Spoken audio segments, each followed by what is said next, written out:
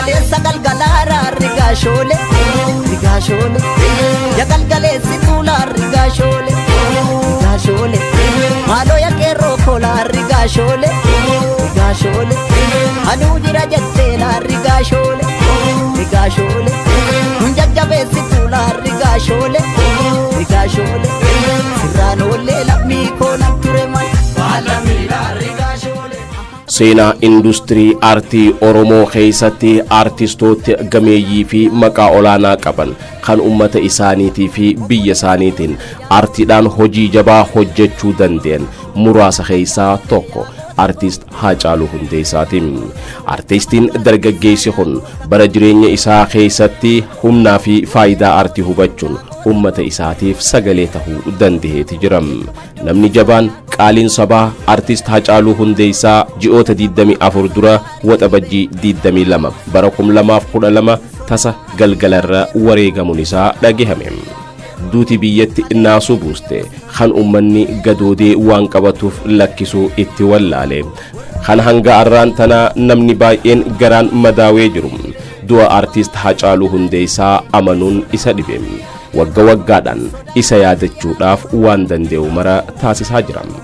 Bara dabree waggaa tokkoffaa artist Haacaaluu Hundeessaa itti wareegame wayita kabajan qabiyyeewwan garagaraatii fi wantoota hedduu isa yaadachuu dandeessan raawwatanii jiran. San keessaa inni tokkoof hangafni maatii artist Haacaaluu Hundeessaatiin kan hundeeffame faawundeeshinii artist Haacaaluu Hundeessaatiin. Faawundeeshiniin kun hojiilee baay'ee roga hawaasummaa fi diinagdee aartii irratti hojjechuudhaaf kan karoorfateef mul'ata qabu yoo ta'u isa keessaa barana wayita waggaa lammaffaa artist Haacaaluu Hundeessaa itti wareegame waxabajjii 22 yaadatu awwaardii Haacaaluu qopheessuudhaan artistoota dargaggoota industirii muuziqaa Oromoo keessatti waggoota lameen dabran hojiilee aartii garagaraa hojjechaa turan gosoota muuziqaa 10 irratti dorgomsiisuudhaan badhaaseeti jira. Waltajjiin kun wayita jalqabu qaalii sabaa artist Haacaaluu Hundeessaatiif hirmaattootni yaadannoo sammuu daqiiqaa takkaa gaggeessanii jiran. Kanaaf yeroo hundaa si yaadanna yaa ilmoo obbo Hundeessaa.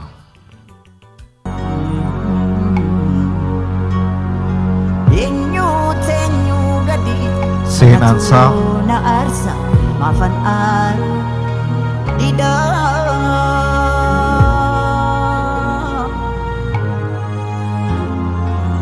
anergamu male gachuu dadhabe nafira fuudhida seenaa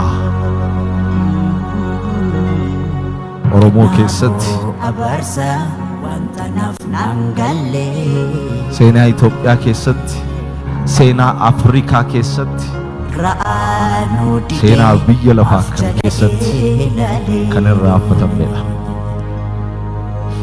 Seenaa industirii muuziqaa Oromoo keessatti awwaardii jalqabaa kan ta'e Oda Awwaard yoo ta'u awwaardiin Haacaaluu Hundeessaadha lammaffaadha.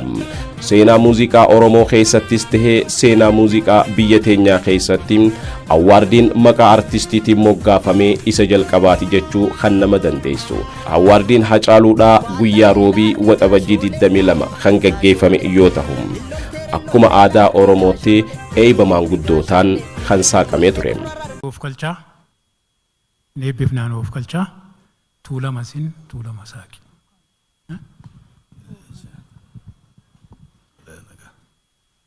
Tole noof galchaa. Egaa eebbi akka kanaa kun angaafa gaddaa yaadannoo kun akka sila isa qofa eebbifnuu ta'uu waan hin qabneef kan amma jennu waaqa kadhanna. Akkitti waaqa kadhannu na jalaa qabdanii yaa Waaqayyo goota keenya isa nu biraa sokke ati lubbuu isaa jannataan ga'i. Yaa Waaqayyo jannataan ga'i. Namni kun nama goota guddaadha. Nama baay'ee dhalchee deeme ofiifis ilma abbaa caalu ilmaan isa caalu immoo ilmaan baay'ee dhalchee deeme ilmaan isaa kana nuu guddisi. Warra kaayyoo isaa bakkaan ga'u nuu guddisi. yaa Waaqayyo wajjiniin ta'u bara baraan isa yaadadhu. Dhaabbanni adda addaa kan dhaabbate kunillee ilmaan Haacaaluuti. Wanti dhaabbachaa jiru hundi maqaan yuunivarsiitota maqaa isaatiin mogga'ee hundumtuu yuunivarsiitiin sunillee ilmaan Haacaaluuti. Yuunivarsiitota lama nan beeka. Tokko Kaleessa duraan dursee raawwatee Ambootti kan dura godhame. Kun ilmaan Haacaaluuti bara baraan jiraatu. Yaa Waaqayyo namni achi keessatti baratee ba'ellee nama kaayyoo Haacaaluu bakkaan ga'u nuu godhi. Nama kaayyoo Haacaaluu bakkaan ga'u nuu godhi. Haacaaluu obboon Deensaffaa dhalan malee Haacaaluun ilma Oromooti. Haacaaluun ilma Abbaa Caaluu.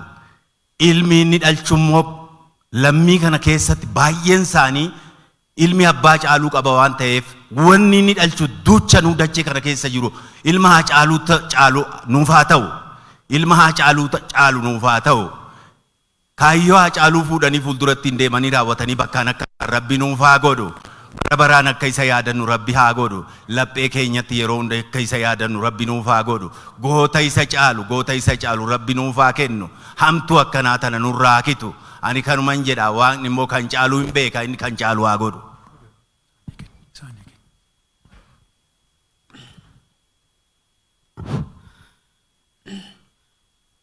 Kan du'e Waaqni nabsii nuu yaa maaru. Waaqni immoo kan kana hundumaa qindeessee jedhe Waaqni isaafis nagaa haa kennu. Hiriyoota isaatii nagaa haa kennu. Waaqni nagaa haa kennu. Waaqni immoo lachittuu gumaa kana godhe Waaqni nuu yaa barbaadu. Harka kana godhe Waaqni haa barbaadu. Dhalateera hundumtuu dhalateera waganni hin jira. Hundumtuu wagana isaatii ilmaan isaatii kan inni tamarsu hundumtuu. Waaqni kan gumaa isaa baasu haa taasisu. Waaqni immoo hiriyaa isaa akkanatti hundumaa jedhee aristoonni hiriyoonni isaa akkasumatti dabaree isaanii Waaqni nagaadhaan kanaanii miti nagaadhaan Waaqni biddira isaanii haa baasu. Waaqni nagaa isaanii haa kennu. Kan dhalate immoo ijoolleen jirti dhalcheera hin qaba Waaqni haa guddisu. Rabbi haa guddisu. Isin hundumtuu Waaqni nagaa isinii haa kennu kan dhuftanii dhaabattanii amma kun hundumtuu sagantaa isaarratti dhiyaatta Waaqni mana nagaatti isinii haa galchu. Waaqni isinii haa kennu. Waaqni gumaa isaan gatiinaa nuu jedha. Ayyee nan eebbisaa. Eebba koo dura torban dilbata dheengaddaallee barroo dabaree dhalootaa jedhu kan barreeffame eebbisuu giddugala aadaa dhaqeen ture. Haacaaluu nama sadiitu badhaasa walii kennuuf jarri waliin beekanii manuma manaa dhufanii nama sadiitu suuraa Haacaaluu fidee gaafa sana namicha barreeffama barreesse sanaa kennaa. Isa kennaa turree waan dhaloonni kun eenyummaa isaa akka bare mirga isaa akka bare oromummaa isaatti akka boonu ergaa Haacaaluun dabarsaa ture. Walaloo dhiyaaturraa, sirba dhiyaaturraa, baacoo dhiyaaturraa yeroo arginu hin jirra warri darban. Hayilamaariyaam Gammadaa fa'aa Baaroo Tumsaa fa'aa Elemoo Qilxuufaa jiru bakka jedhutti nageesse. Kanaaf ammallee dhaloonni kun akkasuma gamtaa kanniisaatiin wal ijaaraa. Waaqayyo nagaan nu oolche nagaan nu haa bulchu. Irraa gora nu haa oolchu. Walii galtee nuuf haa kennu. Wal bira nu haa jiraachisu. Walii galee nutti haa araaramu. Waaqni qooba haa kennu. Malkaan bishaan haa kennu. Saani dheegee dhugee aannan haa kennu. Dubara dhiiraa dubara qaroome nuuf haa kennu. Ani kanuman beekaa kan hafe Waaqa beekaa galatooma. Haati warraa artiist Haacaaluu Hundeessaa fi pirezidaantiin faawundeeshinichaa addee Faantuu Damisoo waltajjii kanarratti bahuudhaan baga nagaan dhuftan erga jetteen boodatti kaayyoo guddaa fi barbaachisummaa badhaasa Haacaaluu Hundeessaadhaa akkanaanii ifoomsiteen.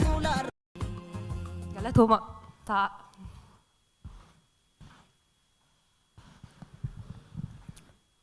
Duraan dursee akka hunda dandeenyu nu godhee kanas nu ga'e Waaqayyo haadha isaa wajjin haa galatuumu.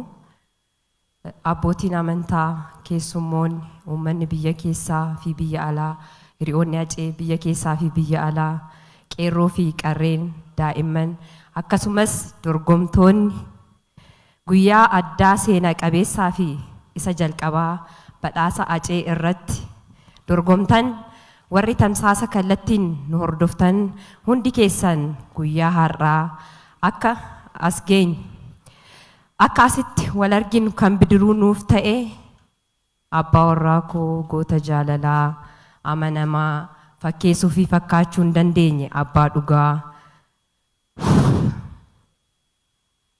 bakka rafnee nu dammaqsee goota ija barbadaa Hacaaluu Hundeessaatiin baga nagaan dhuftanii jedha.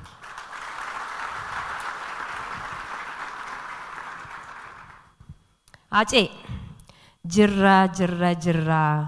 jirra bullee barii arguuf garaa nu bal'isee yaa nuyi yaa waa irraanfachuu jette. Dhugaadha garaa bal'annaan waa hedduu argina garuu hin irraanfannu. Haa ga'u nagaan koo jaalallee koo ijoollummaa abbaa ijoollee koo amanamaa bara dargaggummaa. Abbaa warraa koo hanga dhumaa guyyaa qaamaan walirraa fagaannee kaasee yaaddoo fi jaalala keen ala nagaa jirra ati akkam nuuf jirta. Acee koo erga qaamaan gargar baanee waggaa 2 guunne. Yoon kana jedhu waan nama taaneef guyyaa lakkaa'uun keenya inafu malee ani fi ati yoomuu gargar hin baanu yaadaa fi qalbiin waan hundi keenya wal keessa jira. Acee koo ati yeroo hunda kabaja kooti karaa kooti karaa fi garaatu gargar nama baasa jedhu mitiire anaafis garuu karaanis garaanis namnis gargar nun baasu. Geenyu dhaloota dhufuuf kan dabarsinu dhaloonni dhalootaaf dabarsa jennee yaannu waggaa har'aa irratti faawundeeshinii Hacaaluu Hundeessaa hundeessineerra.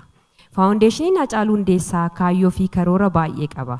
Karoora waggaa tokko keessatti mucaan kee calqabaa dhalateera. Maqaan isaas badhaasa Hacaaluu Hundeessaa jedhama.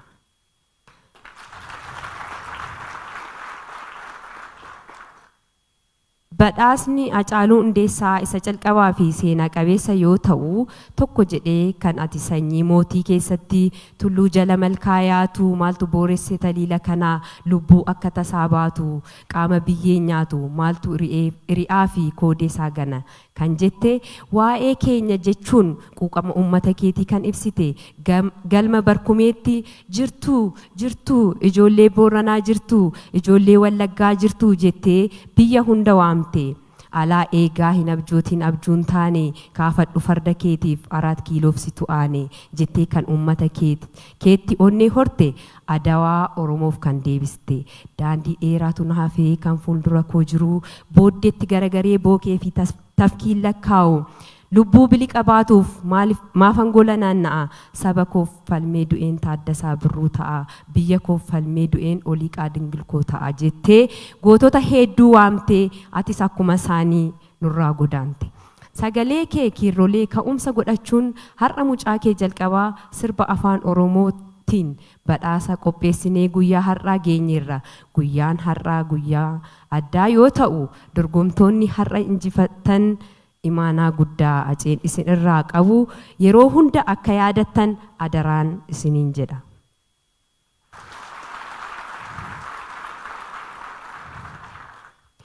Kuni ka'umsa keenya jalqabaa mucaa Hacee hangafaa isiniif kennine isin ofii keessaniif akka waadaa galtan abdiin isinirraa qaba. Hundi keenya kaayyoo fi mul'ata Hacee akka galmaan geenyu hanga lubbuun keenya jirtutti dhugaa fi onneedhaan akka hojjennu badhaasa Hacaaluu Hundeessaa gara Afrikaatti akka guddifnuu fi karoorawwan qabnu hundi keenya wal cinaa dhaabbannee kaayyoo Hacee akka galmaan geenyu abdii guddaan isinirraa fi uummata koorraa qaba. Aceen lubbuu fi hojii isaa nu badhaasee darbeera. Nuti immoo kaayyoo isaa galmaan haa geenyu.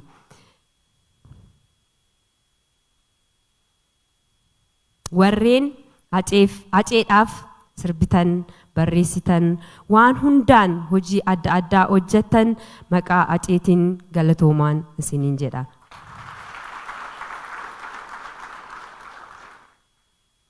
Guyyaa har'aa kanaan kan nu gahee Waaqayyoo galanni isaaf haa ta'u jechaa dorgomtoonni hundi baga gammaddan baga nagaan dhuftanin siinin jedha. Warroonni kaayyoon faawundeeshinii Hacaaluu Hundeessaa akka galma gahuu yaadaan, hojiin, beekumsaan, ispoonsaraan waan hundaan nu cinaa dhaabbattan hundi keessan maqaa faawundeeshinii Hacaaluu Hundeessaatiin galatoomaa. Dhugaan hacee akka bahu akkuma yeroo mara jedhu amantii qabdaniin Waaqa nu kadhaa. Dhugaan ilma Waaqaati galatoomaa. Qabiyyeewwan muuziqaa 10 irratti dorgomsiisuudhaan warreen injifateef badhaasaaf beekamtii kan ittiin kenname yoo ta'u, artistoota gameeyyii waggoota dheeraadhaaf aartiidhaan uummata tajaajilaniif deeggarsaa fi beekamtiis laachuun danda'ameeti jira. Kanneen keessaa artist Halloo Daawwee takka yoo taatu, artist Zarihuun Wadaajootii fi artist Ibrahim Adam keessatti hammatamanii jiran. Artist Zarihuun Wadaajoo fi artist Halloo Daawweedhaa erga beekamtiif badhaasa isaaniif qophaa'e fudhatan booda yaada isaanii akkanaan himatan. Miliqeen jiraadde akka qoraattii dhoqqee keessaa. Asiifachi ilaaleen garas ilaalee garana ilaaleen indaanqoo guutuu qooxii guutuu kormaa koon keessaa dhabe. As ilaalee achi ilaaleen indaanqoo qooxii guutuu kormaa koo keessaa dhabe. Maal ijoollee guyyaa irraa ol ilaalee gad ilaaleen acee koo keessaa dhabe.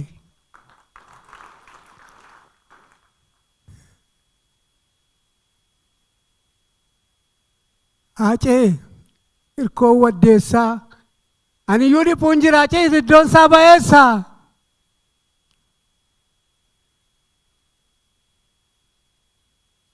Obsi waan itti asiin geessa hundumaa xumurannee xumurataa jirraati. Hacaaluu Awwaard dorgomtootaan maleetti artistii jabaa fi umrii guutuu jechuudhaan beekamtiif badhaasa Dooktara kabajaa artist Alii Birraadhaaf kan gumaachee yoo ta'u, dargaggoota jalaa dhufaniifis dorgomsiisuun kanneen injifataniif wal duraa duubaan tarreessee jira. Kaadhimamtoonni warra kana hamileen jiru.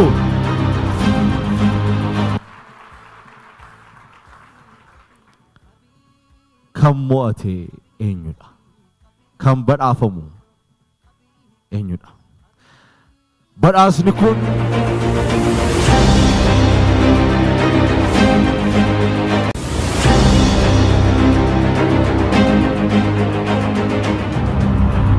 sagantaa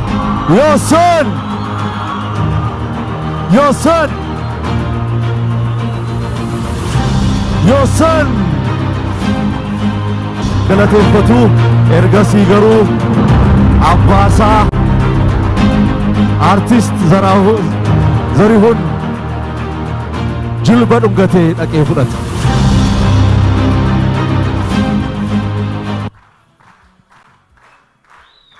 Artist ta'a bakkuma teenyetti teenye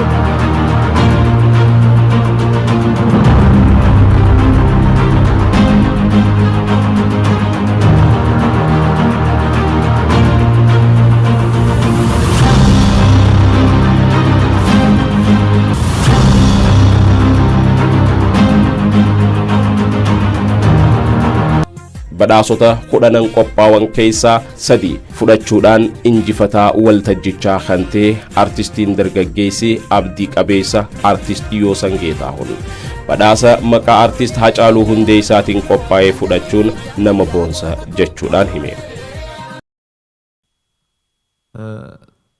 Mo'atee jettanii laattaniif milkiin isaa kan hunda keenyatti baga gammaddan. Gammachuun koo gammachuu keessan. Tansuni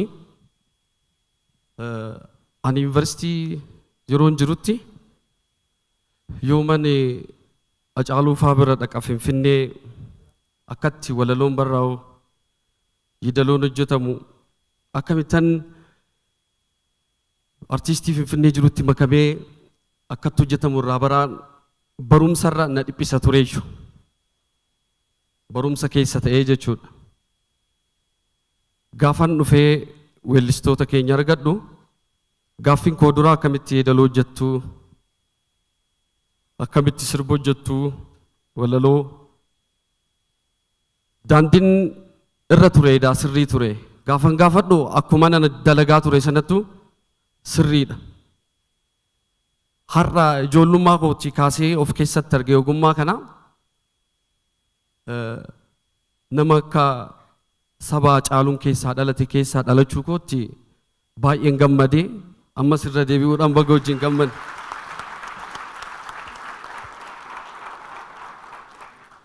Silaa kanarraa bareedu waa'ee sirba kanaa haasa'uu ture.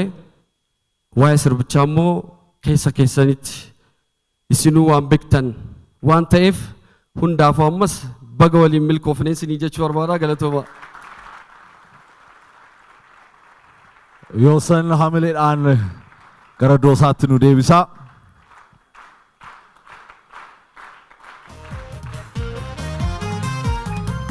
Galaanni gibee guutus dattuu bidiruu nama ceesisaa. Baga gammadde. Walaloo sirbaa bareedaa barreessuudhaan dubartii wallistuu haaraa qeenxee hojjettees kan itti badhaafaman yoo ta'u wal duraa duubaan yaada isaanii akkanaan ifoomsatan. Ayyee galatooma waanan jedhullee baay'een qabu waa xiqqoo isheen dubbadha. Duraan dursee abbaa waardii kana qopheesseef akka nuti akka keenya ani ganaa waa tokkoon jalqabne wannan jalqabeen qabu ganaa jalqabbeerran jira. Warroota ganaa jalqabaa jiru kana kan akka koo kana akka jajjabaannee kaanu warra nu godhe warra waardii kanaaf galata guddaa galchuun barbaada. Ittaansuudhaan gootota keenya warra lubbuudhaan hin jirre warra lafee isaanii itti cabsanii dhiiga isaanii itti cobsanii akka ijaan laallu aarsaa nuuf kaffalaniif gootota keenyaaf galata guddaa galchuun barbaada. Galatooma. Maal jedhee akkana eegaluun beeku? Yaa ta'u malee waan tokko guyyaan har'aa kun gadda lama na yaadachiisa. Tokko namoota qaalii lama guyyaa tokkotti dhabe. Tokko Haceedha. Lammaffaa immoo abbaa kooti. Isaan lachuu guyyaa tokkotti dhabe. Sana keessa ta'een Haceen gaafsan guyyaa naa bilbilee ture. Galgala Haceen bakka dhugaa dhaqeen dhaga'e.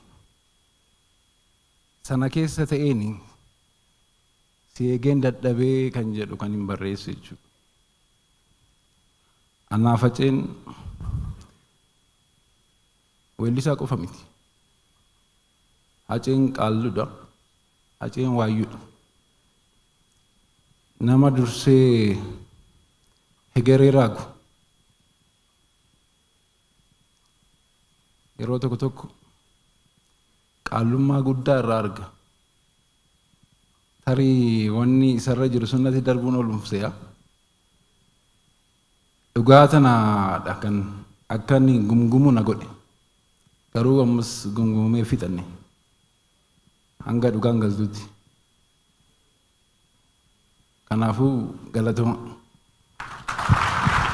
Industirii muuziqaa Oromoo keessatti awwaardiin akkanaa qophaa'uun hammam barbaachisaa akka ta'e hirmaattotni akkanaanii yaada isaanii qoodan. Jedhee himaam. Waan baay'ee nama gammachiisu malee maqaa Haceetiin kana miti kan kana caalu waa baay'ee godhamuu qaba. Haceedhaaf kun koo hin gahu. Kana caala waa baay'een godhamuu qaba kan hin jedhu yaada. Garuu baay'ee gammadeera kan isa dhugaatiif. Waan akka isin bareedoo uummanni keenya hundumtuu akka isin dhufee awwaardii Hacee keenya akka isin bareechuun keenya baay'ee natti tola. Baay'ee gammadeera. Awwaardiin kun awwaardiin baay'ee barbaachisaadha. Asiin akkuma beenu baay'inni uummata keenyaa biyya keessatti uummata maraa hin caala. Karaa aartiitii yoo fudhannu taate ammoo duubatti hafaadha. Wanni kana mara nu godhe wal gurmeessineetiin waan tokko tokko irratti hojjechuu dhabuunsa kennaafi. So sagantaan amma Hacaaluu faawundeeshiniin kun awwaardii kana qopheessuun awwaardiin asiin dura hojjetamu justice yookaan feerii warra ta'e natti hin fakkaatu. Warruma isaan fakkaatu yookaan warra afaan isaanii sirbu qofa irratti attenshina kennan natti fakkaata. Kuni ammoo maqaa Oromootiin dhaabbachuun isaa dhugaa kan haqaa kan ta'e kamtu caalee kamtu jabeesse jedhee uummata duuba jiruufillee akka hamilee guddaa ta'uudhaaf jecha sagantaan kun qophaa'uu isaatitti baay'ee natti tolee baay'ee barbaachisaadhallee. Amma artist Haacaaluu Hundeessaa lubbuudhaan nu bira jiraachuu baatus badhaasaan wagga waggaan kan nu faana turu akka tahee abdii horeeti jira. Seenaa muuziqaa Oromoo utubuu fi boqonnaa haaraatti ceesisuudhaaf inuma mul'ata isaa sadarkaa Afrikaa fi addunyaatti qabatee bahuudhaaf miiraa fi gammachuu olaanaa kan qabu ta'uun beekamee jira. Nus akka qopheessitoota hurfii aadaaf aartiitti wantootni akkana jajjabeeffamuu fi deeggaramuu akka qaban dhaamuu barbaanna.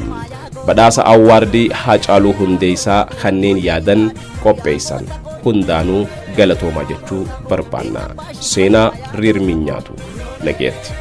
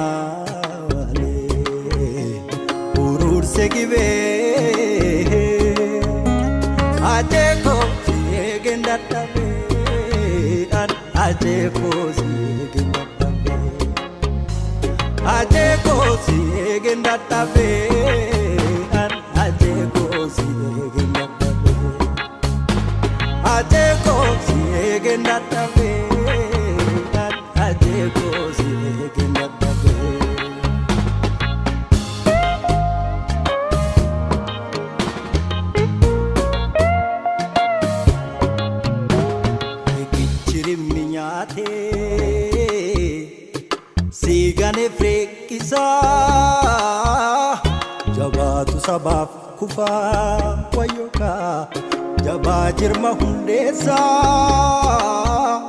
harrii aduudha aduu boroo urjii gaaleessaa galchi hunda caalu wayyookaa kophaa dukkana ibsaa jagniisa jirra jedhu fuullee baay'ee dukkana ibsaa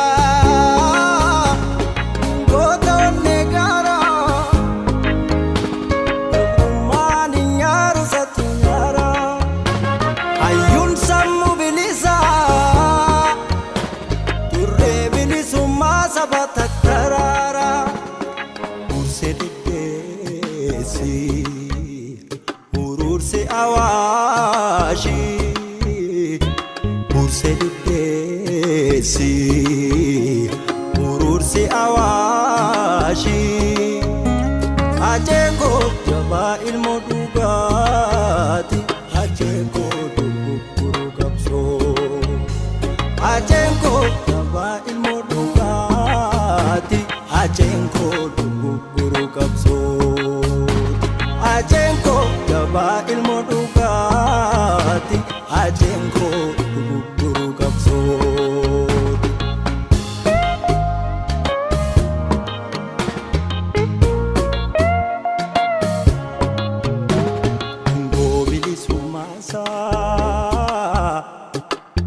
Kapsisa sabni siidaa hunda caalu sibsiidessa dhaloonni barii aduula aduu boroo urjii gaaleessaa galchi hunda caalu wayyookaa kophaa dukkana ibsaa jirra jedhu fuullee baay'ee dukkana ibsaa ajengoo jabaa ilmoo dhugaati ajengoo dugguru qabsoo ajengoo jabaa ilmoo dhugaati ajengoo dugguru qabsoo ajengoo jabaa ilmoo dhugaati ajengoo